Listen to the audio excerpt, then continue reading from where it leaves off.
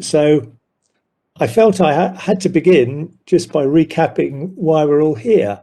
And we're now in a state where the predictions about climate change that scientists made 20 years ago are now with us in full force. So, just in the last few weeks, we had 1,000-year storms in China, flooding a huge area. And one suspects not all the casualties are being revealed by the government there. Dreadful floods in Germany. That picture I show there of the massive erosion of the landscape because a quarry ate back a very long way. Again, hideous loss of life, dreadful disruption. Last year's fires in Australia in the top picture, and of course we've just heard about the 5-degree increase in peak in record temperature in Canada to 46 degrees in Canada. So, if this doesn't scare you for the sort of about the future of your children, then I wonder if you're alive. So we really have to act in a radical way now. And obviously that's what I'm talking about. And I think in Charlton Kings we know about this stuff. In 2007 we had a nasty fright. I mean, my house was very nearly flooded. My neighbours were. My road often floods. I say often, about once a year. There's serious floods down East End Road because of the Balcarras Brook. So this really is going to affect us. So I'll move on now to the practicalities. So Felicity has pretty much reviewed my justification for talking. I don't know whether she mentioned I'm chair of Gloucestershire Community Energy Co-op, which is a voluntary job, but I think it's important, and I'll be talking more about it later. And about the methods we need and how communal action can work. So next I'll kind of recap briefly on where are we. Past governments made grand predictions about net zero by 2050. And so the graph on the left shows what we've achieved in this country since we sort of set on this path, recognizing the science. And, superficially, it looks quite impressive, a 40% drop since 1990, which is quite a chunky baseline. So, so that's something to, consider an achievement. But then if you look at the graph on the right, you can see that nearly all that 40% has been achieved in electricity generation. That red bar going down is telling you that's where the carbon emissions have really been cut. We've done quite well, as you can see on that right-hand graph, with waste and shipping and industry and a mysterious thing I won't go into. But the real horror story is that we've done very little on buildings, and transport, aviation and agriculture have obviously shown rises. Thank goodness they're small, but they've still made essentially no progress. And in our kind of context, it's the buildings and transport that are most significant, and they are very significant, as the next graph shows. It's just a pie chart showing which sectors, which parts of our economy are most important for generating greenhouse gases. And taking the power chart from the top, then electricity generation is still very significant, even though it's come a long way.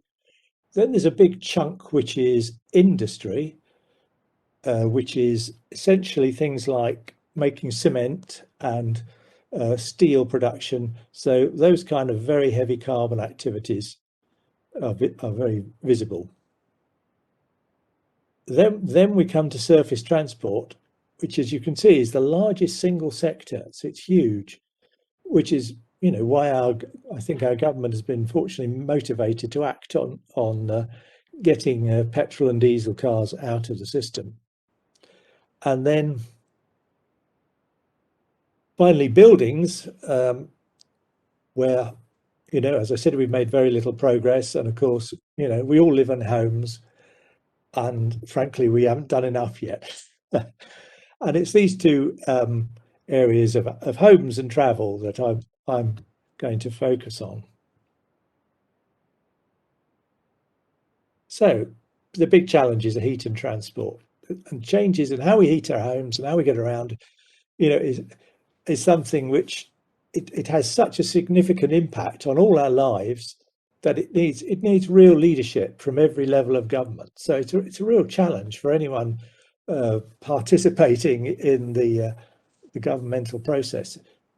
But I think reflecting on the pandemic, which we're still in, hopefully we're through the very worst of it, but it's been quite a traumatic experience for all of us. And so and in a sense, climate change is something similar. The timescales are longer. The damage it can do to our lives is equally great, if not worse. And the actions are needed, sustained over a long period of time. But I think there are good lessons for our experiences over the last 2 years. So I suggest they are, we all have to be in it together. There has to be no rule for us and another rule for some other group in society. There has to be a real sense of collective experience and action. And then leadership every level has to have clear and consistent messaging to explain the problem and the solutions and the proposed course of action, with trustable sources that justify those sustained messages. And then we don't want just action coming down from the top. We need projects and activities locally. And, I'm sure everyone remembers how effectively were the support mechanisms that the parish and the borough put in place to support people in the early phases of the pandemic, and no doubt they're still going on to some degree at some level.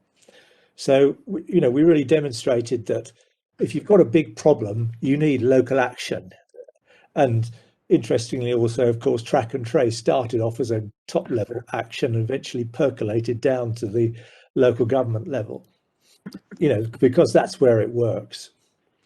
And so we need the same kind of engagement and activity and projects at the local level, because then it brings things to life for people. They realize then it affects them. It's not something that they can regard as something that's on the television, doesn't really have anything to do with me. We have to bring this to life. And I think final point from the pandemic, I'd say, is that our experience is that most people want to do the right thing. And if they see other people taking a course of action that's recommended, then they will do it too. And a good example of that, I think, is the masks, where the scientific advice sort of did it at first and was confused. And then we got round to some clear-cut advice on masks. And then we all went away and made some or bought some. And, it's become common practice. And despite, I was pleased to see that despite the legal requirements dropping, certainly people in shops that I've been into are still wearing them. They understand now it's the right thing to do. And so we have to communicate those same actions for this crisis that's coming through. So this is a topic I look forward to discussing later, but I think that kind of sets the scene about what I'm trying to achieve.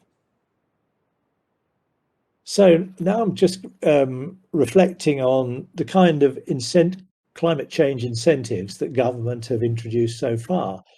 And they've been things like the renewable heat incentives and feed-in tariffs for solar panels and the discounts on electric cars. And they've driven some individual household and company actions. But in essence, they've kind of targeted at the early adopters like me, the enthusiast geeks who go out and do stuff because they're engineers and they're interested, and many other people as well, of course. But generally, it's as the sociologists call them, the early adopters. And we've now got to move on from that. Everybody needs to join in now. It can't just be a specialist sport. And so we've got to bring in the followers in the social science jargon on a mass scale. And so what I want to do is review some of the challenges of the existing individualistic approach and try to highlight some more collective solutions, which I hope will work to bring in the followers. So here's a good technology that's getting a bit of coverage in the press, and generally unfavourable. So the Conservative press has got the whiff that the government is going to start recommending air source heat pumps to everybody.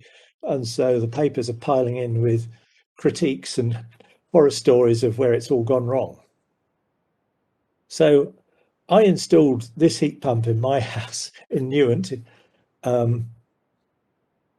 last year. And I can say that there are quite a lot of statements that you cannot use a heat pump to heat an old house that doesn't have really good insulation. I can honestly say this is an 1820 house. It's got some good loft insulation. It's got some double glazing. That's it. It doesn't have radical insulation measures. And this heat pump heats it for the same cost as gas. And because I've obviously been able to do enough measurements over enough time to know that it works. Now, admittedly, I'm comparing it with a 20-year-old gas boiler. It's probably not very efficient. But the point is that if people say you can't heat an old house with a heat pump, they're wrong. This is doing it. Everyone who came in after I'd got the conversion done said, hey, this is really snug. So it works. Another well-known horror story is that they're far too noisy. But this one just generates a gentle whir. It's not noisy, no trouble to anyone. But it's no question this is an expensive thing to do right now, 14K. So all the radiators had to be replaced. They were very old anyway. They needed replacing, but they had to be slightly deeper to get the depth, dual fins, and get the heat output. And it's a big bit of kit which puts off a breeze when it's running. So not everybody can necessarily live with one of these, but it can be done in a listed building. And here's another example, the same kind of kit in my son's house. He lives in the basement flat of this Cheltenham house. The problem here is, of course, that he can have it, but what about all the other flats? These are big pieces of kit. You can't hang them off the wall like you see air conditioning in the hot countries. They need to be stood off the wall so that air can get in the back. It's just not, apart from the aesthetics, it's just not a practical solution. And it's obvious a communal solution for the whole house would have been the way to go.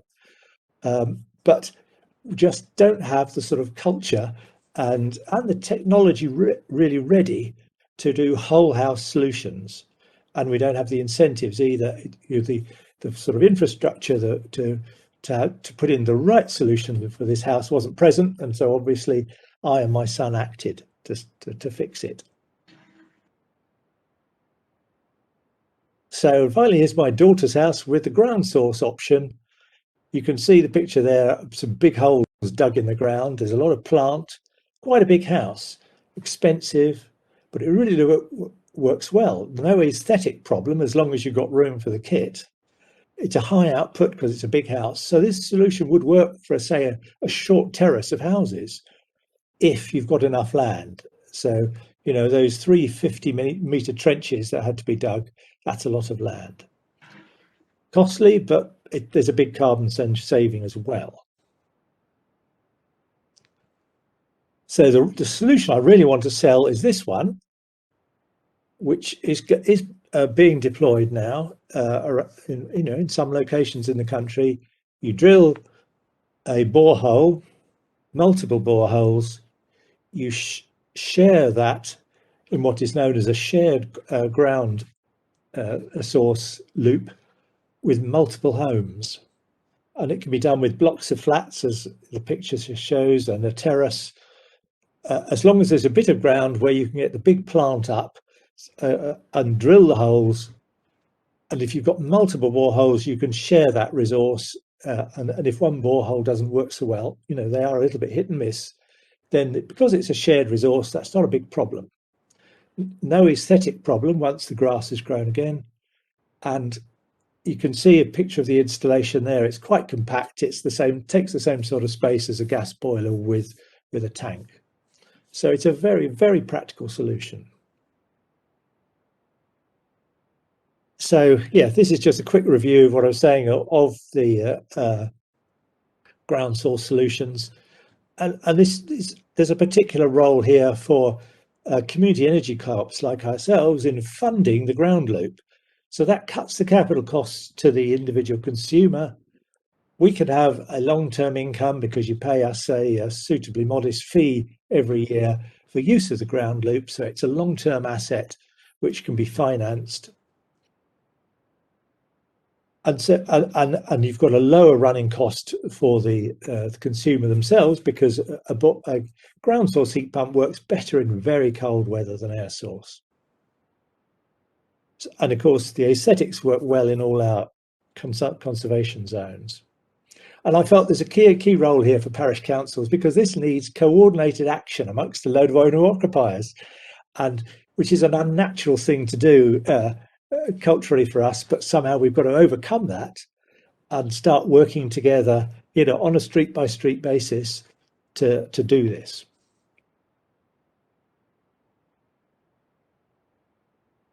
So once again, just dodging back to my son's house, I mean, this could have been solved with 3 boreholes in the car park they have at the front of the house, which could have then driven a single ground source heat pump in the cellar, and we could have served everybody. But it would have been to make it happen now would be quite a protracted process. Oh, and by the way, if we are able to do this for everyone else in the house, it would be possible to get my son's air source heat pump to feed into it as well, so that you then have a collection of resources feeding everybody. And that should be the way we should be going for these big buildings, of which we've got many in Cheltenham. And we would have to involve here the management companies who run these kind of places effectively. They need to be incentivized to do this. So there's a particular policy role to sort of grab them firmly and say, you've got to do this. And here's a big picture proposition I wanted to share, which I've been thinking about with my colleagues on the Gloucestershire Energy Co-op, and we've been talking to the Borough Council carbon officers about this, at least in a very outline way. These are initial ideas, but this is a picture, I hope you might recognise it. This is Pittville Lake. This is the Tommy Taylor's Lane Sports Centre. And then down here at the bottom of the picture is the university, the Francis Close campus of the university. And then in between, you've got St Paul's, which is a relatively deprived area with lots of risk of fuel poverty there. So the kind of ideas we'd like to air and mobilise are using that lake. Lakes are brilliant for heat pumps. It's a great resource to draw on. The sports centre uses a scary amount of gas when you look at the numbers, and so that needs to go. And it can be done. The heat demands can be met. Heat demands all year round are a really good thing from the point of view of building a business case. It's got a huge roof. We can get lots of PV in there. We hope to start work on that soon. And so it's a great potential project, which we hope we can work with the council. And then extending that with a heat network, run through those back gardens, bring a centralised heating scheme to the whole area. And then we really start to make a difference. So with that bit of grand vision, which obviously I'll be very happy to talk about further later, I'll move on to the mobility problem.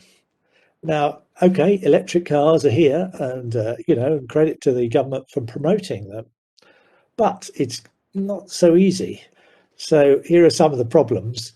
Photo taken where my daughter lives in London, in a terraced house in Islington. So we got a very expensive vehicle there, a 40k Tesla, which not everybody is going to be able to afford, even when it starts to come down second hand. Then, of course, this chap has managed to park it in front of his house, so he's run a cable across the street with a lump of rubber over it, which is okay, you know, and I applaud it. It's a reasonable action, but what I can see, if absolutely everybody's doing this, it's going to be a bit of a headache. And of course, how often is this chap actually going to be able to park next to his house? You know, you can see the tension that will build up locally if everybody's struggling to get next to their house to charge their car. So if they can't get close to their house to charge it, then they're going to be going commercial. And one thing I've noticed, having run an electric car for 5 years, is that prices are now going up steeply. And the cheekiest one is Ionity. I name and shame them for charging 69p a kilowatt hour, which, if you work it out, is getting pretty close to petrol. And so, you know, I think some local authority competition, you know, such as the Gloucestershire is giving them, is definitely very necessary, because to keep this affordable, keep people incentivized to go electric, you know, and we really need these kind of available, attractive and affordable resources to make it happen for all those followers. And I must say, having recently done a 1,600-mile tour in our electric car around Scotland and come back through Northumberland, I give them credit for having free charging everywhere we went in Northumberland. So I guess that's a bit of a tough sell at county council level, but somehow they've managed to do it. And let's hope it can last. It certainly allowed us to avoid some of these rip-off deals. So here's some better options, some of the sharing options that I'm trying to promote. So delighted to see these in Charlton Kings. I'm not sure how many are being used, but you know, I see young people scooting around on them. I'm not totally sure about the safety of it, as long as we've got so many potholes, but you know, they are being filled in, and they certainly need to be with these vehicles. Because as I cycle around town, and I know what a jar it is when you hit a pothole on a bike, and I fear for some youngster who's had a drink or two hitting it in one of these. But this is a good business model, and it provides a gateway for young people into the sort of sharing model. There's clearly a role here for local government to supervise and facilitate these, which clearly has happened, you know, and so you know, pleased to see it. And if we find that people can operate these safely, then that's really good. And you know, it's very noticeable amongst our adult children that only 2 out of 5 have cars. So we're, you know, our next generation are not so convinced about the need for a car, which is a good thing. And that's why I think they're taking on this model, which I want to try and I think is a really good example of the way in which domestic cars should go. So this vehicle, it's in sort of prototype form. It's a startup company in Germany. I recommend their website, Sono Motors. They are putting PV panels across the whole surface of the car. So it means you get somewhere around, we'll say in our climate, 3,000 miles. Anyway, the car will do that on its own, just charging up. Okay, it's more in the summer than in the winter, but basically it's you know, it's a solar powered car. And it's 200-mile range. It has bi-directional charging, which means that when it's fully charged itself, then that surplus PV from its panels can go into your garage, into your house system. It can even got quite a big battery, so if you get a power cut in the winter, then it will supply your house. So it's a very sort of flexible resource, as well as being a vehicle. They envisaged knocking it out for €20,000, which is an astonishing figure. By the time it's got to this country, it'll probably be more like 25k, but it's still an incredibly cheap price for a family-sized electric car with a decent range. And the other really critical feature is that the software itself is designed for sharing. They really envisage these being parked up somewhere, sitting there charging. You book them, rather like the car sharing schemes that exist already in Bristol and places like that. You book it, you get an electronic key, you'll be able to unlock it from your mobile phone, and away you go. And it's designed to be, it's designed to be durable. It's not a fancy car. It will stand up to that kind of treatment. So this kind of innovation, I think, is what we need. And Bristol has places dedicated to car shares, and I think we want to see them everywhere, as this kind of vehicle makes it economic, and the demand makes it economic in every suburb. So just a few more bullet points of why I think this is a great idea. It's a proven business model. I think now we're into working from home, then why do we need two cars? So a lot of two-car households in Charlton Kings, I doubt whether in the future they will really need them. And the younger generation coming up are not so keen to have a lot of money in cars. And it's certainly not a status issue like the days when you wanted extra badges on your Ford Cortina. And I don't think electric cars will ever be cheap because of the value in the battery. If an electric car is usable for a commuting journey of, say, 30 miles there and back, then it's worth a lot because that's saving you £1,000 a year over a petrol car. If its battery isn't good enough to do that, then it's no longer useful, and it's sort of fallen through the floor. So the value of a usable electric car on the second-hand market will always be high. And so people who run a cheap banger as a second car, and our household, I'm afraid, it's one of those, will give them up, and that's our plan.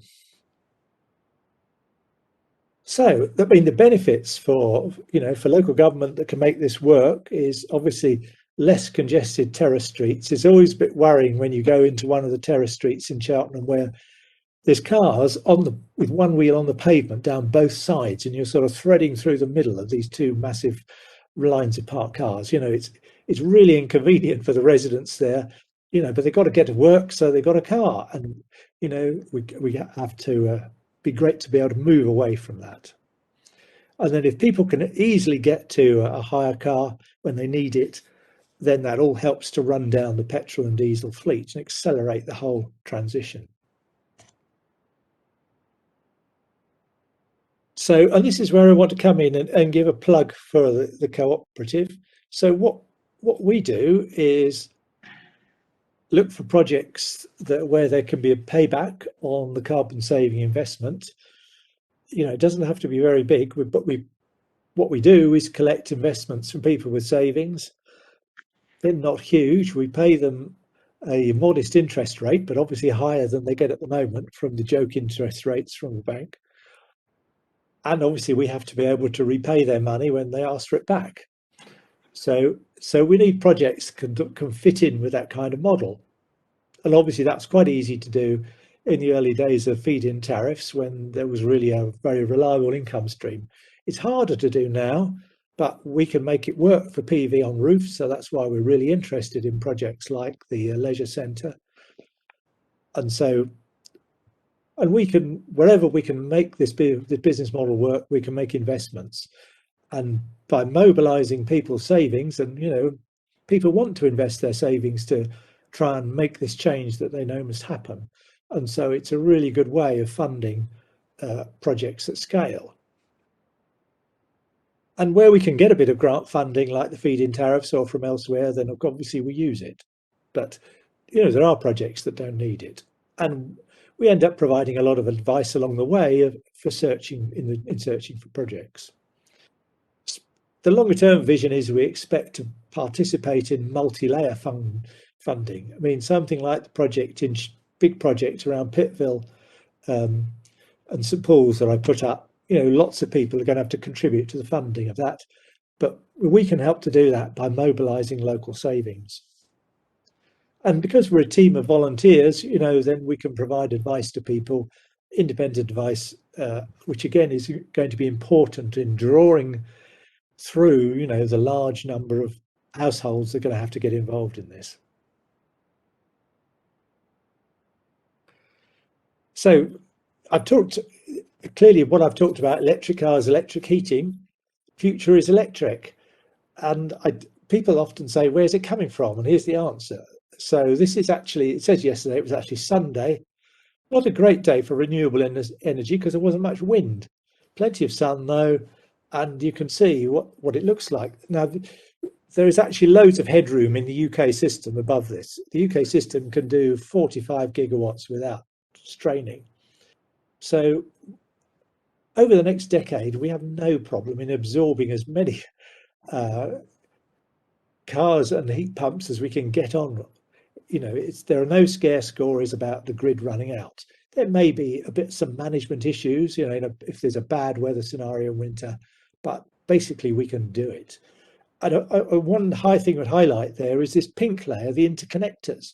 So one of the things that really makes this kind of mix of electricity generation viable is being able to get some for your neighbours. So, we often buy and sell from France. I'm very glad that Brexit hasn't wrecked that. Fortunately, I understand the engineers dug their heels in and said, you're not going to mess about with this, or else you do so at your own risk.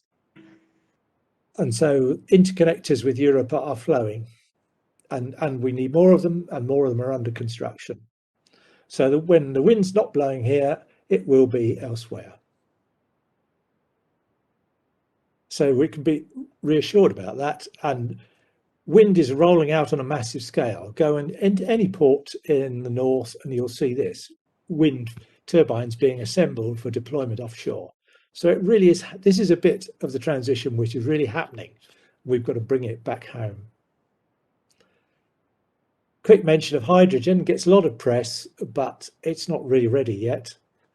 It ain't going to work for cars. I took part in a research project. This is a hydrogen appliance in my garage. It converts natural gas into hydrogen to heat my house and generate electricity. It works, and I would say in a decade's time, we might start to see this in people's houses to help meet the demand from the heat pumps and the cars. But I won't dwell too much on that. I just want to emphasize that we've got to move fast, and hydrogen isn't ready for this. Maybe in a decade's time it will be. I'll take questions on that if anyone wants to raise this topic. And finally, just final summary, time is running about. We need mass scale approaches. A business as usual replacement won't work. We can't let people just wait till their gas boiler dies in October when they turn it on, and then a crisis, so they get the quickest thing and cheapest thing and stick in a gas boiler. That way we'll be stuck in a rut forever. So we've got to mobilize people to take action before their distress purchase.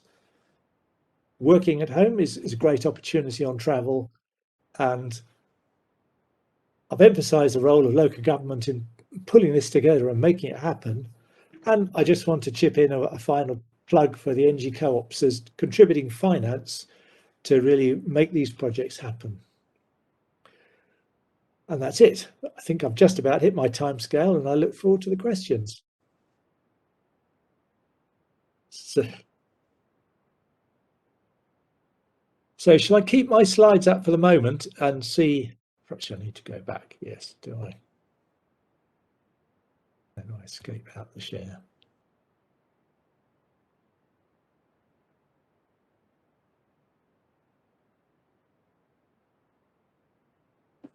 I think you're on mute. Thank you, whoever has said that. I was being too clever for myself here. Yeah, thank you, Peter. Just to say, there was a question I put in there myself, and I didn't hear you talk about it. I wondered why we weren't talking about starting with new builds. because you talk particularly about the culture that's needed to change, and there seems to be an obvious place where we get, if new buildings have the heat pumps in them and people move into them, they'll get used to them, and then it creates that dialogue and takes the fear away and the expense. So I don't know, that's the first question for you, Peter. Yeah, I think I mean, the reason for not mentioning that is because of the tragic situation that the vast majority of our new houses are built by 5 mass market builders who are the most extremely conservative and profit hungry organisations, and they will only do anything unless when the building regulations force them absolutely unavoidably, and we're a long way from that, unfortunately. Okay, well, that's a shame, isn't it? Because as you say, I think it would be a massive win if we can get to that. Yes, I mean, there are many voices saying that should happen, and if it does, I fully applaud it. But I just feel we can't wait for that, because so few houses are built every year that the impact will be relatively small, and we've just got to mobilise everybody. Okay, thank you. So I'm going to the questions. You talked about the 40%. So does the 40% drop take into account offshore emissions? Sorry, that's just moved on me. So I'll just go emissions embodied in imports. That was in your first slides. Good question. I think it does, because the governments are required to do so. How thoroughly it's done, I can't promise. And I can't provide an absolutely rock solid answer to that. Okay. You're absolutely right. It is part of the international negotiations to take account of those scope 3 emissions, or something I think they're called. Does that help answer your question, Rose? Don't know if she's still with us.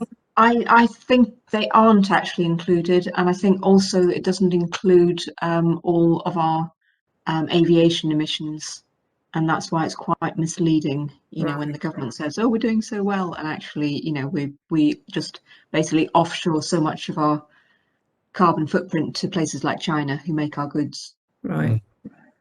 That's my understanding. Okay, thank you. This one's from Andy. Due to the rise in summer temperatures, more people may install air conditioning. How may this affect the use of energy? Well, it's already happening in London. The peak is hit in summer. And that's one of the beauties of solar PV, that it matches it pretty closely. Right. So we need it on every roof. Right. Okay, well, I think it was whether the installation of air conditioning. So I think what the question is really, it's going to get worse, isn't it, if everybody installs air Yes, absolutely. It's already happening. Yes. Okay, another one from Rose. Have any studies been done on the cumulative impacts of ground or air cooling caused by heat pumps?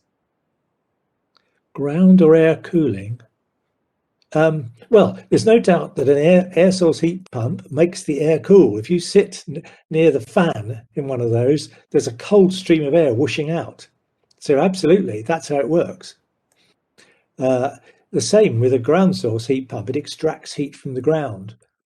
And if it's badly designed, it will freeze the ground. So yes, that's the way they work. Right. So I think, Rose, are you thinking about the detriment it might be to the ground?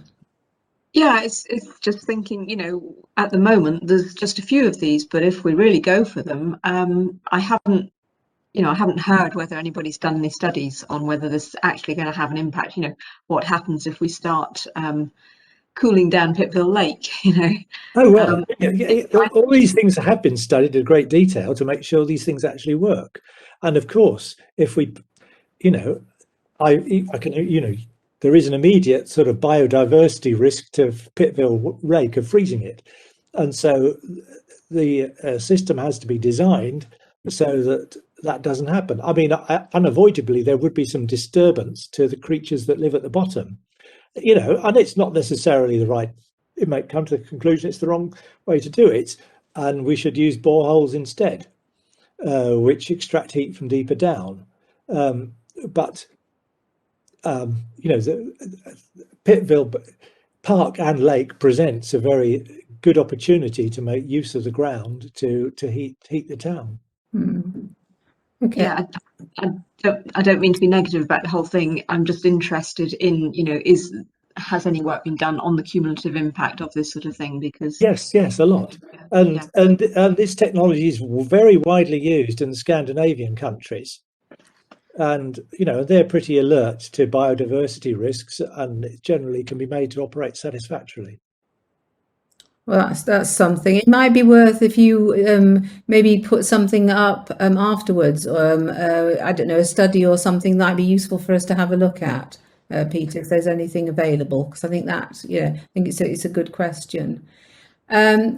This is also, there's another question from Rose, but it picks up something that we had a previous talk from a lady from 7Y who talks a lot about insulation. Rose has asked, FCH buildings are fuel inefficient and need to be insulated properly. What is the best order of priority? Well, there's no doubt that fabric first is a good principle. I wouldn't absolutely support that. But the practical reality is that we also care in this country about aesthetics. We aren't going to go around slipping external insulation on all our Cotswold cottages. It's just not going to happen. And that house of mine is in a conservation area. It's a listed building. I couldn't do it.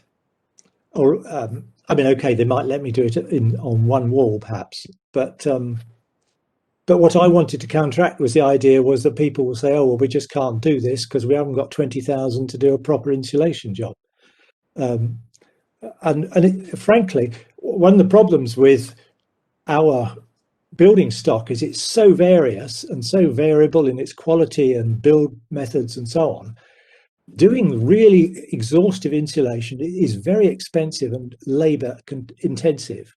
And many local authorities have tried to do it at very large scale on their social housing and hit huge problems. And if we wait to do all of that to every house, we are not going to beat the targets we need this decade. We have to move now. So that's not to say that all the insulation stuff shouldn't be done. Wherever it's practical and possible, it should be. And I wouldn't want to detract from that, but it mustn't become an end up do nothing. We don't want paralysis by analysis. So it sounds like an and. Absolutely. Yes. Okay. So we now moved on to the travel. Would it be good to have data on who's using the scooters, and are they replacing car journeys, or is it seen as building good sustainable habits in young people? Well, that's a good question. I certainly don't know the answer to that. I mean, I have seen sort of PR puffs from the scooter companies saying that so many car journeys have been saved. I'm not sure how robust their analysis is. I simply welcome it as a cultural shift. I think that's worthwhile in itself. If the safety issues can be overcome, then I think it's, beneficial from that point of view. And yes, so Steve's picked up on co-charge enables sharing of a home charge point with neighbours. So this is something that we've been looking at. So whereby you can share your charging points. And again, it's another cultural change. Sure. Yes, that's a good point.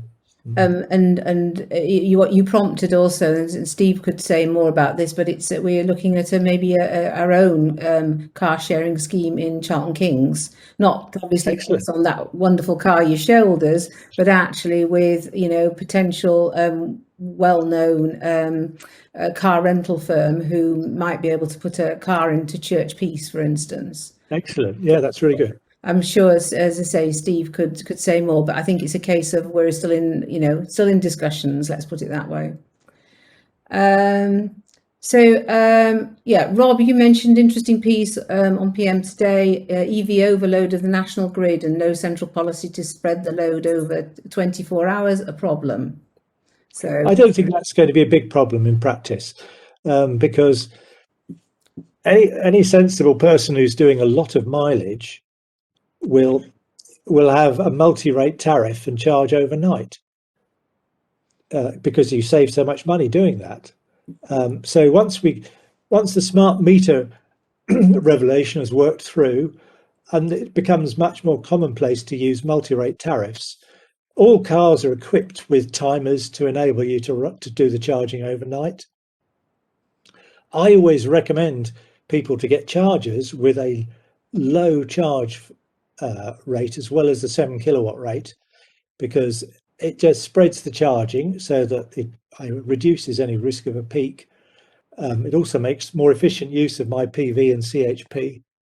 So, and the modelling that I've done suggests that, this decade it's not going to be a problem. Okay, I'm going to also just make a plug for our previous speaker, Matt Cleveley from Cleveley Motors. He was with us last month and he talked to us about electric vehicles and charging points. We've also got that recording on the YouTube, on the parish council web pages, and it's really worth listening to. And I'm sure, Matt, although he is into selling cars, he'd be more than happy to have a conversation with anybody about this. So it was really worth hearing if anybody's interested. Helena asked about tidal, regular and measurable. How about a system around our shores? I understand one has just come on stream in the north of Scotland. Yes, I mean, what I've seen on that particular technology is there are some serious worries about it. I mean, there's the Cardiff Bay project has been sort of controversial for quite a long time, but it is quite environmentally challenging in that they were planning to demolish a substantial cliff in order to generate enough rubble, rock rubble, to create the causeways and barrages that create the tidal lagoon. So they're environmentally quite punishing, I think. And there are opportunities, certainly in Scotland, where you've got a tidal race with the Orkneys. So there's a phenomenal current there that's being exploited now and maybe could be exploited further. But I don't think they're going to be a big part of the picture. We've now cracked the way of rolling out offshore wind economically at scale so that we can make electricity cheaply enough for people to use heat pumps, and be able to afford it. So the economics have to work. It strikes me in this conversation there is something though here about we can have our energy, but we can't. None of it is going to not be without some cost. And I'm not talking about financial here. I'm talking about other costs as well. Helena has raised, will Pittville Lake freeze, which I know we've just kind of partly touched. Yeah, the answer is no. We will design the system well enough so that it only takes a few degrees difference out of it, and at the right level. So this is not a completely novel batty idea. It has been done in many places around the world. Thank you. So thank you to Helena. She's raised that CBC will be building some eco homes as part of the Golden Valley initiative. So I think we'd like to know a bit more about that as that progresses. Yes, really worth hearing about and what they're doing and how it's going. Jerry, you mentioned about effective insulation a first priority. I think we've kind of been in that question, but I think it does come out as that, but it's an and, isn't it? Because as you point out, Peter, not every property is going to be able to be insulated to the level we need. Hydrogen is the only option for HGVs. Is that you did? Yes, not the only option. It's certainly a very leading option. You might have seen there's been some press recently about what I think is a slightly bonkers idea of putting electrical wires over motorways and equipping lorries with the kind of pantograph pickups that you get on electric trains. Oh, right. They're actually going to trial run it somewhere in the northeast, I think. And then from Jerry again, does ground source become less effective with multiple installations? Well, I think you're thinking there of the shared loop type of idea. I mean, obviously the shared loop will be designed for a certain number of homes to be attached. Now, quite possibly, it may be possible to add to it. So the engineering certainly would allow you to add more loop at the same time as you add more houses. So at any point in time, obviously the ground loop has to match the load presented by the houses. Okay, thank you. That's all the questions in the chat as far as I can see. Is there anybody else who's got any further questions while we're here? Anybody who wants to ask? Oh, hang on. Helen has just come in. Is it better to dig our own coking coal locally than importing it from Poland? And how? No, that's a completely daft idea. That absolutely should be nailed down. I mean, we have to be changing to hydrogen steel making. They're doing it in Sweden. That is an utterly stupid idea to be digging up coking coal. So I think you were there with it, because how long will we need to wait for carbon neutral steel making? They're making it already in a number of places. The technology is straightforward. Of course, you know, that's the problem with economics. You've got to make someone see it as profitable to do it. So you either give them a stonking grant or you put up the price of carbon, but somehow they've got to be made to do it. As Peter said, they're already doing it in Sweden, and they plan for all steel production to be coke-free within a few years. And they think there will be an extra cost, and they think it's only going to be about 10%. But yes, I mean, the cost of the planet. Carbon price is going up, isn't it? So that may well, you know, force the issue. Thank you, Rob. Should we be pressing ahead, Peter, with public EV charging points around Charlton Kings and Cheltenham? I think so. Yes. I mean, we've got a few at the moment. If there was more time, I'd tell a horror story about the one at Montpellier, but I won't. We definitely need more reliable charging points. Yes. There was an interesting, I mean, I know it's partly advertisement, but literally about 10 minutes before this came on, we got something from Waitrose or Shell or something saying that there would be 800 more in the next 4 years at Waitrose stores. So something like they've got 100 Waitrose and 800 electric charging points will be placed there. So yes. It'll be interesting to see if that's starting and what's happening elsewhere. Yeah, I mean, I must say my experience of supermarket charge points has been disappointing, because having been on holiday and used them, they tend to set a sharp time limit on them. It intended to correspond roughly with the time you'd spend shopping. And so they're not very good, you know, for someone who hasn't got access to their drive, who needs to use commercial chargers. The supermarket ones, in my experience so far, have not been very useful. I think Helen is agreeing with you here. It took so long to charge an electric car at Lidl that the driver got a parking ticket. So makes my point.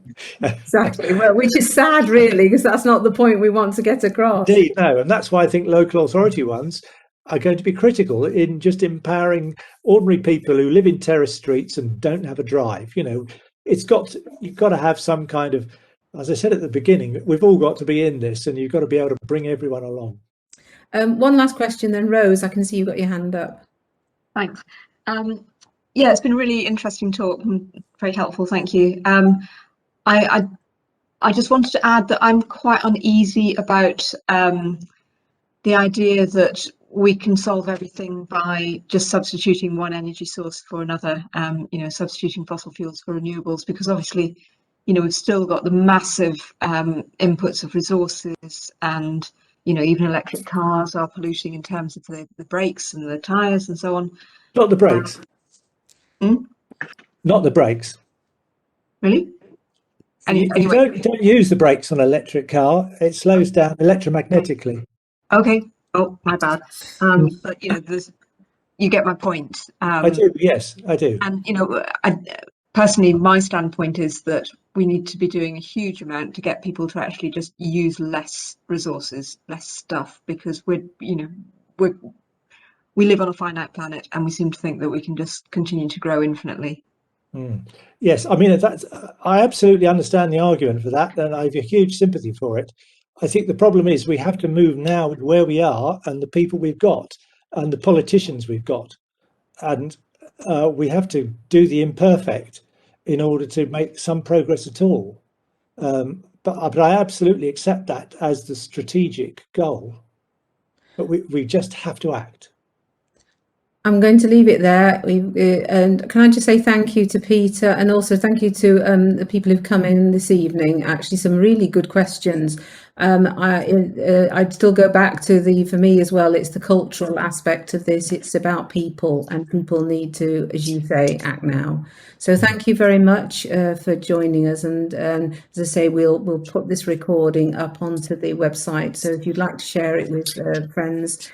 We won't be doing something next month. We're having a bit of a break, but all being well, in September we'll be inviting Jonathan Scurlock, who is from the National Farmers Union, to join us, and hopefully in person. So we will, fingers crossed, but you'll hear more about it nearer the time. So thank you again, and thank you to everybody else.